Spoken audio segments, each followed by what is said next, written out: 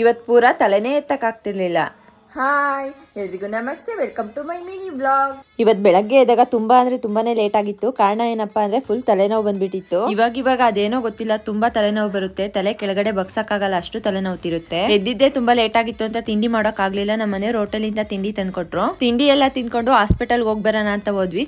But ಇವತ್ತು Sunday ಆಗಿರೋದ್ರಿಂದ open ಇರ್ಲಿಲ್ಲ. ಇನ್ನೇನ್ ಮಾಡಕ್ಕಾಗುತ್ತೆ ಅಂತ ಮನೆಗ್ ಬಂದ್ವಿ. ಟ್ಯಾಬ್ಲೆಟ್ ತಗೊಂಬಾರ್ದು ಅಂತಾನೆ ಹಾಸ್ಪಿಟಲ್ಗೆ ಹೋಗಿದ್ದು, ಬಟ್ ಓಪನ್ ಇಲ್ದಿದ್ ಕಾರಣ ಟ್ಯಾಬ್ಲೆಟ್ ತಗೋಬೇಕಾಯ್ತು. ಬೆಳಗ್ಗೆ ಟ್ಯಾಬ್ಲೆಟ್ ತಗೊಂಡ್ ಮಲ್ಕೊಂಡವಳು ನಮ್ಮ ಮನೆಯವ್ರು ಬಂದು 3 ಗಂಟೆಗೆ ಎಬ್ಬಿಸ್ತಾಗೆದ್ದೆ. ಅಷ್ಟು ನಿದ್ದೆ ಬಂದ್ಬಿಟ್ಟಿತ್ತು.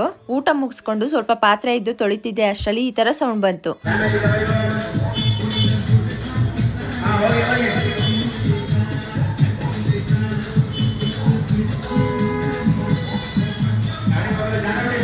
ಮೂರ್ ದಿನದಿಂದ ಇದೇ ತರ ಸೌಂಡ್ ಬರ್ತಾನೆ ಇರೋದು. ಮೋಸ್ಟ್ಲಿ ಇವತ್ತೇ ಎಲ್ಲ ಗಣೇಶ ಬಿಟ್ಟಿರ್ತಾರೆ ಅನ್ಸುತ್ತೆ. ನಿನ್ನೆ ಸ್ವಲ್ಪ ಹೊಸ ಪಾತ್ರೆಗಳು ತಂದಿದ್ನಲ್ಲ, ಅದ್ರ ಸ್ಟಿಕ್ಕರ್ ಎಷ್ಟು ಈಸಿಯಾಗಿ ತೆಗಿಬಹುದಲ್ವಾ. ಪಾತ್ರೆ ಸ್ವಲ್ಪ ಬಿಸಿ ಮಾಡಿ ಸ್ಟಿಕ್ಕರ್ ಎತ್ತಿದ್ರೆ ಈಸಿಯಾಗಿ ಬರುತ್ತೆ. ಈ ತರ ಟಿಪ್ಸ್ ಎಲ್ಲರಿಗೂ ಗೊತ್ತೇ ಇರುತ್ತೆ. ಹಾಗೆ ಬೆಳಗ್ಗೆಯಿಂದ ಅಡ್ಗೆ ಮನೆ ಏನು ಕ್ಲೀನ್ ಮಾಡ್ಕೊಂಡಿರ್ಲಿಲ್ಲ, ಎಲ್ಲ ನೀಟಾಗಿ ಕ್ಲೀನ್ ಮಾಡಿ ಬೇಗ ಹೋಗಿ ಫ್ರೆಶ್ ಅಪ್ ಆಗಿ ಬಂದು ಪೂಜೆ ಸಹ ಮುಗಿಸ್ತೆ. ಆದ್ರೂ ಸ್ವಲ್ಪ ಒಂದ್ ಕಡೆ ತಲೆನೋವಿತ್ತು, ಇನ್ನೇನ್ ಮಾಡಕ್ ಆಗುತ್ತೆ ಅಂತ ಸಂಜೆ ಆಗಿ ಬೆಳಗ್ಗೆಯಿಂದ ಮನೇಲೆ ಇದ್ದು ಬೇಜಾರಾಗ್ತಿತ್ತು ಅಂತ ಪಾರ್ಕ್ ಹತ್ರ ಹೋದ್ವಿ. ನಾವು ಈ ಪಾರ್ಕಿಗೆ ಬಂದು ತುಂಬಾ ದಿನನೇ ಆಗ್ಬಿಟ್ಟಿತ್ತು. ಹಾಗೆ ನಮ್ಮನೆ ಟಿ ಶರ್ಟ್ ಬೇರೆ ಹಾಕೊಂಡ್ ಬಂದಿದ್ದೆ, ಫುಲ್ ದೊಡ್ಡ ಆಗ್ಬಿಟ್ಟಿತ್ತು. ಅವ್ರು ಹೊಸ ಟಿ ಶರ್ಟ್ ತಗೊಂಡ್ರು ಸಹ ನಾನ್ ಫಸ್ಟ್ ಒಂದ್ಸಲಿ ಹಾಕ್ಬಿಟ್ಟು ನೋಡೇ ಕೊಡೋದು. ಏನೋ ಗೊತ್ತಿಲ್ಲ, ಒಂದ್ಸಲಿ ಹಾಕ್ಬಿಟ್ಟು ಕೊಟ್ರೆ ಸಮಾಧಾನ ಅನ್ಸುತ್ತೆ. ಅಲ್ಲೇ ಇಬ್ರು ಸ್ವಲ್ಪ ಟೈಮ್ ಸ್ಪೆಂಡ್ ಮಾಡಿದ್ವಿ. ನಮ್ಮ ಮನೆಯವ್ರಿಗೆ ಮನೆಗೆ ಹೋಗೋಣ ಬರ್ರಿ ಅಂದ್ರೆ ವಾಕ್ ಮಾಡಕ್ ತಾನೆ ನಿಂಗೆ ಕರ್ಕೊಂಡ್ ಬಂದಿದ್ದು, ಇನ್ನೊಂದ್ ಅವರ್ ವಾಕ್ ಮಾಡು ಮನೆಗೆ ಹೋಗೋಣ ಅಂದ್ರು. ಹಾಗೆ ಇಬ್ರು ಮಾತಾಡ್ಕೊಂಡು ಮನೆ ಕಡೆ ಬಂದ್ವಿ. ಈ ವಿಡಿಯೋ ನಿಮ್ಗೆ ಸ್ವಲ್ಪನಾದ್ರೂ ಇಷ್ಟ ಆದ್ರೆ ಒಂದ್ ಲೈಕ್ ಮಾಡಿ, ಮರಿದೆ ಫಾಲೋ ಮಾಡ್ಕೊಳ್ಳಿ. Thank you all.